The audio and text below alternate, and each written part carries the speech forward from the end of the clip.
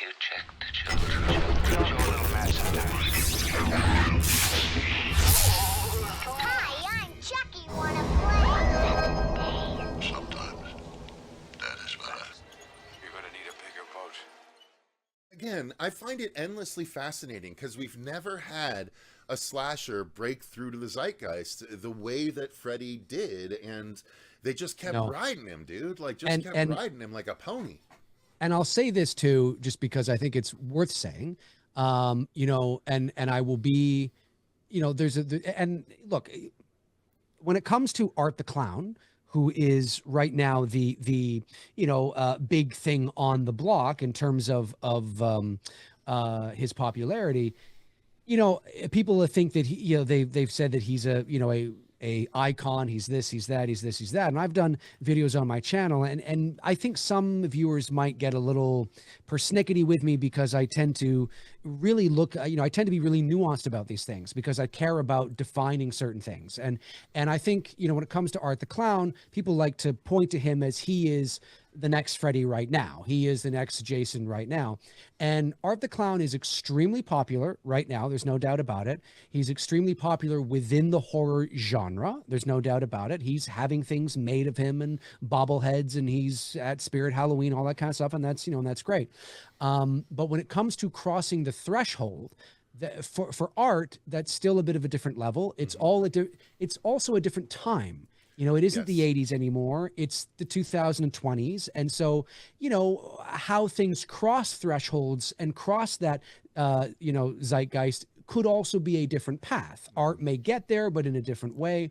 But Art the Clown and the Terrifier movies are also not general movie-going audience friendly. And so he may have a harder time just by the sheer default of the kind of movies that he is. Now you could say, yeah, but Dave, you know, Terrifier 3 cost, you know, $3 million to make. It grossed nearly $100 million at the box office.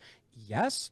And part of that is because of the shtick and the gimmick. And I say that in a positive way, but the shtick and the gimmick to Art the Clown, the shtick and the gimmick, the hook of the Terrifier movies is basically, you know, how crazy is this movie going to be compared to the last? People go because they want to see, it's like a roller coaster. You want to see if you can withstand the barf machine. You want to see if it's going to be gorier than the next. You want to see if, and Art the Clown is, you know, a cool, you know, character. Fine. I mean, you know, people go and they, okay, fine. But overall, there's a hook and there's a gimmick and there's a shtick to the Terrifier movies that will have a shelf life. And so, you know, you can only do that so much until, look, there's some, I don't want to go off on a tangent about this, but it's important. There's Terrifier fans that I haven't seen part 3 yet, but there's some fans, Terrifier fans, that have reached out to me that have said, and this is true, that have said, and these are your fellow Terrifier fans, folks, that have said, I loved part 3, I really liked it, but I didn't really find it gorier or crazier. I just found it more of the gore or more of this. Yeah. And that tells me that even in part 3, there's already a ceiling that's been met. They hit and the now, ceiling in part 2 with the right, bedroom kill. Yeah. Right. And so now we're seeing just more of it, which can create the illusion that it is gorier, which I guess it is if there's more of it. Right. But in terms of that shocking moment, the hacksaw scene, the bedroom scene.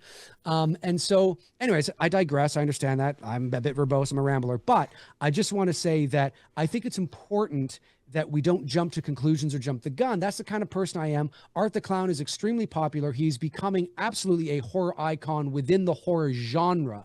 But crossing the threshold into the larger pop culture zeitgeist, I'm not saying he's not going to do it. He could do it, but I think it's a bit of a different thing.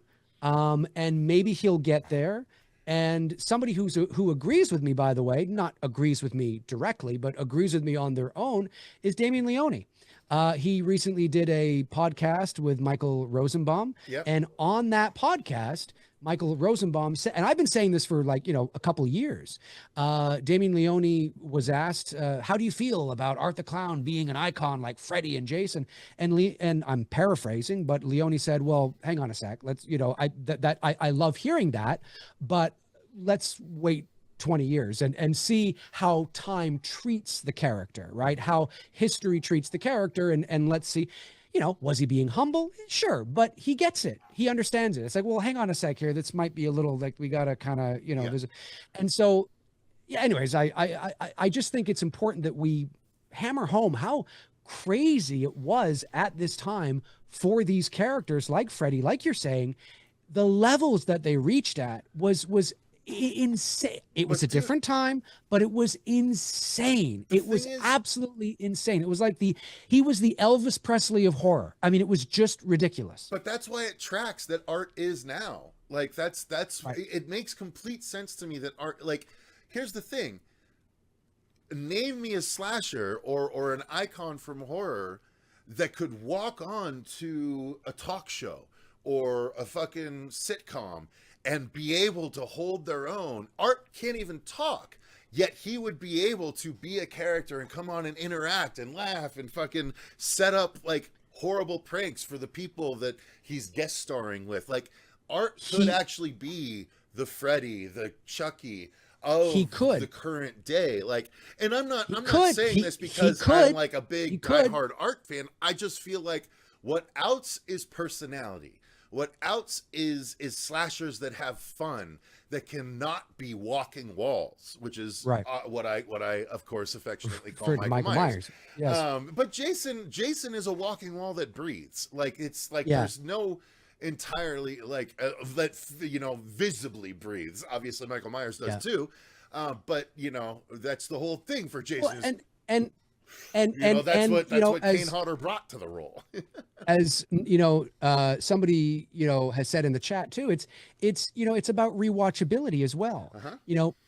Again, people are, yes, it made $90 million at the box office, of course, and that's huge. I mean, look, it's great for horror, it's great for indie horror.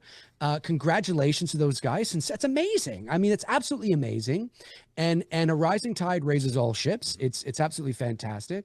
But it's important to note that part of the big reason why that is because of that hook and that shtick and that step right up, everybody, and see if you can withstand the blood. That's not necessarily why you're watching A Nightmare on Elm Street or Halloween or Friday the 13th. There isn't quite that same hook. And so, it's important that we look at those types of things. Had Art the Clown been a just regular rated R horror movie, would it have made $90 million? I don't know. You know what I mean? I don't know. I think that's part of the brilliance of the story, right? That is the story that we got in the early 80s and the late 70s, where these slashers that started were fighting up this, fighting against the current the whole way. And like Terrifier to me is like, I respect it tremendously from a filmmaker's perspective. For sure. Yes, the first, like so many people say, the first was more of a special effects test, or a film reel than a movie. I disagree with that. I think that's a little reductive. There is a story there. It might not be as deep of a story as you want, but it's no less deep than a lot of the slashers we were getting around the late 70s and 80s and shit. This just went harder into the gore, and it was successful because of it. Because you know what? Horror fans like gore, and fucking horror fans have evolved and grown, and like the 80s gore isn't enough anymore for some, and yet the most successful gore of today is gore that emulates gore from the 80s, that is practical, right? And like all the shit that we learned from that growing up, affects it. That's what I love about the cycle of film, and people don't recognize this enough, right? Like J.J. Abrams grew up watching Star Wars and then eventually became the guy that made Star Wars. The people that are making horror movies now are people that grew up watching those horror movies, just like you and me. And so they know the value. A lot of them know the value of practical. Damien Leone knows the value of practical gore effects. And it's visceral, and it does what CG can't. And that's part of why these movies do so well, because it's so visceral and it's so taboo, right? This is what this millennial and zennial generation, they've never seen stuff like this before. Correct. We've been able to seek it out with your Faces of Death growing up, which was fake ultimately. Cannibal Holocaust. Anything Tom Savini made, Maniac. Anything along those lines. That was our Terrifier growing up. And, Yeah, and it pushed the boundaries, and that's what Terrifier's doing, just on a much broader scale. You know why? He's a fucking clown. Horror fans, clowns will always touch a nerve, and it will always attract attention. And if you give me a clown, if you give audiences a clown with personality that is also super gory, it's like, I have a slasher that is essentially Jason meets Saw, and I haven't gone deep into it, but I've mentioned it on the channel in the past. As cool and as much ethos and pathos that the character has, it's never gonna do as well as Terrifier, because he's not a clown. He's got a tremendous silhouette. He's got an outstanding look. The gore is gonna be incredible, but he's not a clown. There's certain things that just resonate with audiences, and a killer clown always has and always will. Yes, and I agree with everything you've said. My only concern is I look at that, and I was looking at a concern, but I go, is the shelf life, right? Is that once they're unrated, they're gory, they're crazy, they're wild, they're over the top, but that has a shelf life, and some Terrifier fans are even thinking it's been hit in the third Terrifier film, and so. Even if that is the most successful, it made almost $100 million off a $2 million budget. How could they say that it's shelf-lifed? No. Well, what I mean is yes, from a business perspective, no, of course not. I'm talking about from the hook, the shtick that gets you into the theater, which is the over-the-top, gratuitous violence and gore that never cuts away. So you see bodies being sliced, you see guts spilling out, you see it is just absolute grotesque and gore. It is like watching, I hate to say this, but it's true, it's like watching a beheading video from the early 2000s from, the whole kind of stuff. And I have one that'll never leave my brain. I will never watch anything like it again. But you know what I'm talking about, of course, right? Yeah, no, that's my point. And so that's and Art the Clown is a part of that. He's whimsical, and he's a mime, and he's dancing, and he's got a great look and all that kind of stuff. Great. Don't let him hear you say that. No. But I'm just like being called a mime. Okay. Well, I'm saying he's mime-like. Okay. Yeah. No, I get you. But I'm just saying, and he's a big part of that. He's a big part of it for sure. But I feel we cannot overlook the hook and the shtick of the real reason why people are going to see the Terrifier films is not because of the story or because of the attraction to the through line necessarily. Not that there's anything wrong with what he's doing, but it is like a ride. And my only concern, of course, it's not a concern from a business perspective. It made nearly $100 million, but I wonder where Leone says he's doing part 4 and then that's it. I wonder if he himself even knows how much more of this can I do before it hits the shelf life of desensitization. And where people go and they sit in the theater and yes, it's gory again and it's over the top and it's more of that, but how much of that, my question is, how much of that can you watch? Because right now it is very taboo, as you've said. It's not mainstream. We're not used to seeing this. We're not used to seeing it in such a mainstream public forum, right? Usually it's on our phones at night on the internet and the dark web. We're not used to seeing this kind of stuff being presented at your local AMC or your Cineplex with wide market. I mean, this is something that's very different. And so my question is that, yes, of course it's making a lot of money. And of course part 3 did, because a lot of the people that went to see part 3 are also are also their friends bringing their friends who've never seen this kind of thing, right? Everybody's going back to see it. And you got to check this out. It's a novelty. It's a thing.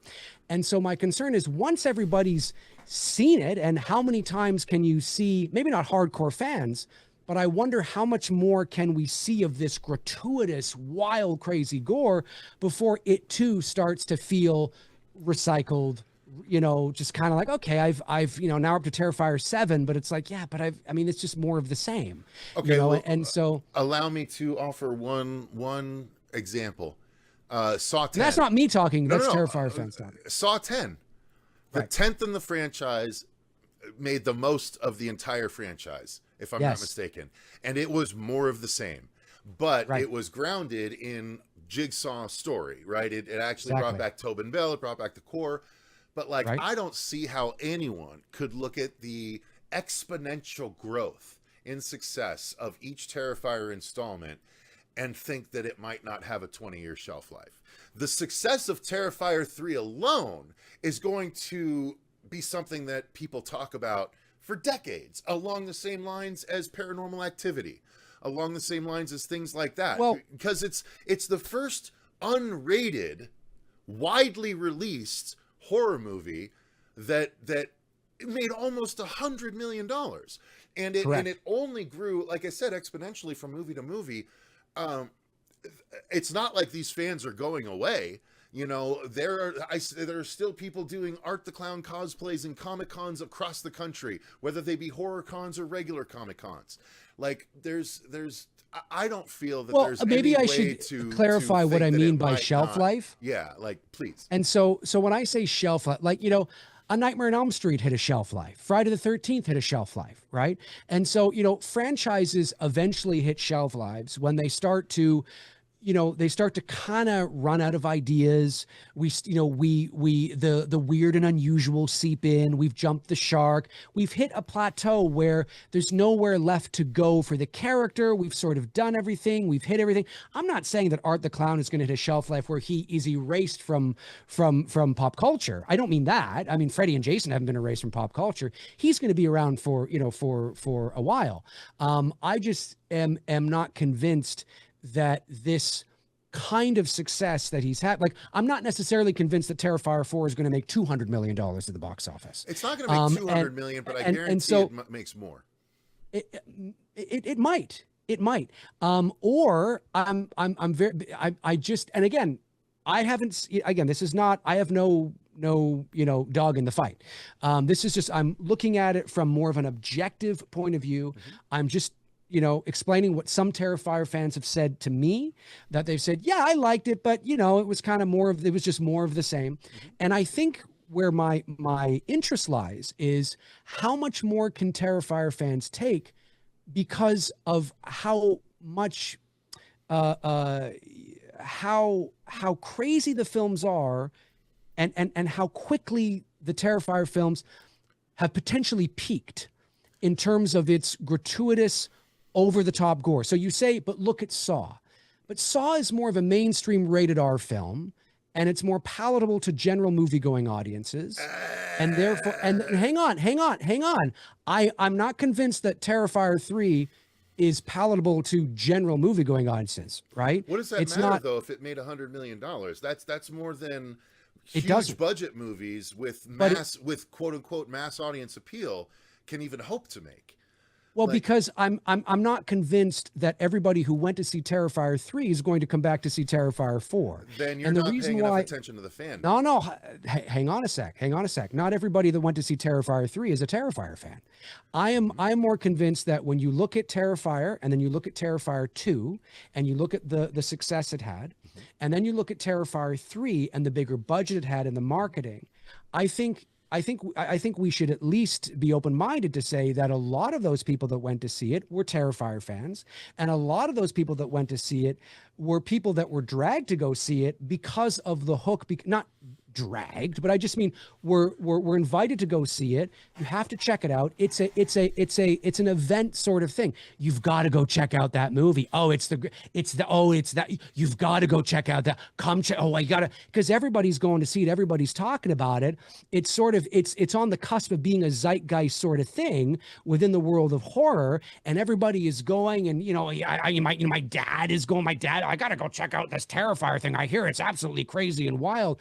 And so now that those people have seen it, all those people that are your mom who lives next door who's taking the kids to soccer practice, and your neighbor who's down the street who's not really a big horror fan but went to see it because his son all these other people that have gone to see it, I'm curious how many of those people it won over as fans and will return. And so, because I think it's important that we at least acknowledge that that a lot of people went to see it because of the hook, because of the shtick, because of the you've got to check this out. It's so scary. It's that kind of thing, right? It's so scary. It's going to make you, the puking, the barfing. It's so scary. It's part of this marketing. It's part of this whole kind of thing. Come see Terrifier. say, oh, I got to go see if I'm going to throw up too, and there's a part of that thing about the Terrifier films, especially now that they're getting theatrical releases. And so But when that I works in say its shelf it, favor, right? of course it does. Of course it does, to a point, though. I don't think it's going to exponentially grow and grow and grow over many films. I think that's not general movie-going audience appeal. I don't think, again, when I speak of general movie-going audience, I'm talking about the general movie-going audience, the soccer mom next door, the t-ball coach down the street, maybe your wife or girlfriend who's not really into horror movies, but sees one every now and then at Halloween time. Not horror hardcore fans that love gore. Of course, you're going to be there day one. Of course, those fans are going to be there. But, I think part of the success of Terrifier 3 was the event style of its release. The you've got to go check it. It's unrated. What people are you serious? Dude, fuck, people are curious. They're like, I gotta go see this. Everybody's curious. Everybody wants to know. It's that thing that you watch at night at home with your wife's in the other room. Like, I gotta check out that beheading video. What the fuck is it's got that kind of aura about it, right? And I just question the sustainability of that long term, and whether that's going to be something that continues to make $100 million at the box office over the next 5 or 6 movies. I'm not quite convinced of that yet. So here's what I will say. I agree with you. If it was trying to do the Saw thing of a movie a year, it would not be successful, or it would eventually run out of steam.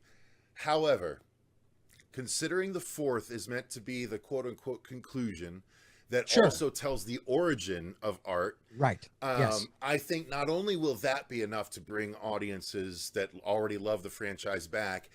Agreed. Like, yes, we got a segment of the audience that went and tried Terrifier 3 and like, oh, fuck no, that's not for me. I'll never try this again. But there's still a group of people that didn't try Terrifier 3 that people will convince to go see Terrifier 4 because it's going to be even bigger and better. Now, here's the thing. Damien is... Well, we don't know, but... Well, yeah, but he knows, right? He clearly knows. He's saying, this is it, right? I'm giving you the origin. I'm giving you the final of the story. I think he's aware of the fact that the way to go with Terrifier is to do movie number 4, ride this wave, and then let it rest for like 5, 8, 10 years. And then come back strong with like, just bring art back. Everyone will be like, oh my God, nostalgia. Like, all the kids that grew up watching it, they'll be 10 years older and they'll be like, oh, art's coming back. Holy shit, that's what got me into horror. Like it'll be that kind of thing, just like Final Destination Bloodlines. 15 years from the last movie, the biggest opening of the entire, most box office of the entire franchise. And they just went hard into the paint with the gore. And that's what people love about it, right? I think that we're getting to a point where society is way more not only tolerant of, but a little bit bloodlusty for that kind of shit. But Terrifier gore is different than Bloodlines gore. It is. Well, I mean, it's not terribly far off. Like, but you're not seeing a chainsaw. No, I know. Like, but it is still really gory. It is more Hollywood sort of stuff than Terrifier is. But like that line is those lines are getting closer and closer together. They do. So I think if they do what I believe Damien is aware of, he's going to do 4, make it the biggest, most story rich portion of the whole franchise, which will give people a lot of material to chew on. And then, rest it for 5 to 10 years, and then art can come back. It doesn't need to be 10 Terrifier movies, but he could easily do one every 5, 8 years and fucking kill it every single time. He could, and I also think, but I think, and I don't want to speak for him. Obviously, this is speculation. Sure, on both of our sides. I think there's a part of Damien Leone that knows exactly what we're talking about. That he knows that he's hit a ceiling in terms of not in terms of popularity, but I mean, it's like, there's how much. What can I do other than killing children that is on camera on camera that is going to actually make people go, oh, now that's even more crazy than the last, because that's the identity. That's part of the identity of the Terrifier movies and that's why you go, what scene is going to be, it's like you go see, it's like why you go see Mission Impossible. What crazy thing is Tom Cruise going to do? You go see Terrifier because like that bed, how are they going to top the bedroom scene? And I think he knows he's, in that realm, there's only so far you can go until you realize I got to bring in the kids, and he doesn't want to do that. Right. And he's probably he's got some offers, and he realizes now maybe he wants to put Terrifier to bed and go off and do maybe a little more mainstream stuff. I don't know. He's been wanting to do Friday. Yeah. I've seen that. Yeah. But he wants to do other things, and that's fair. But I don't think it's just. I don't think it's just because he's getting offers. He wants to do other things. I think he knows what he has, and he knows the shelf life in terms of not wanting to run this thing into part 5, part 6, part 9, part 13. He knows he needs to, I need to, because where do I go from here? I can't bring in the kids. Oh God. Okay. I gotta, because he's not peaked too soon, but from a certain perspective, he's really peaked. And it's like, if you peak really early, then your audience has nowhere left to go emotionally. And so, and I think that's why some Terrifier 3 fans had come out going, yeah, it was good. I liked it. It was really gory, but it didn't, wow. I didn't have that whoa moment that I did in Terrifier 2. And that tells me that he's hit that moment now where it's like, okay, I've shown every body part I could possibly shown. I've shown somebody get their nuts fucking sawed in half with a chainsaw. I've shown like, what else can I do other than literally taking a child and cutting off? Like, I mean, what else can I do? And so I think there's a part of him that's like, you know what? Let's make 4. Let's do it this way. Do this, and this. We'll do it like this. We'll make it crazy. We'll make it gory. And then I'll get out while you're on top. And because eventually, if he continues to go on, people are going to go, yeah, so how was it? It was really gory, but it's nothing that I really haven't seen over the last 8, Terrifier films. And that's what I'm talking about by shelf life. Right. But I don't think it's going to be, well, anyway, yeah, I'm belaboring the point and getting way far away from the Freddy stuff. So perhaps we should circle But back. I think we're both making good points. No, I think we're both making agree. good points. And I do think it's a discussion worth having, which is why I took the time to do so.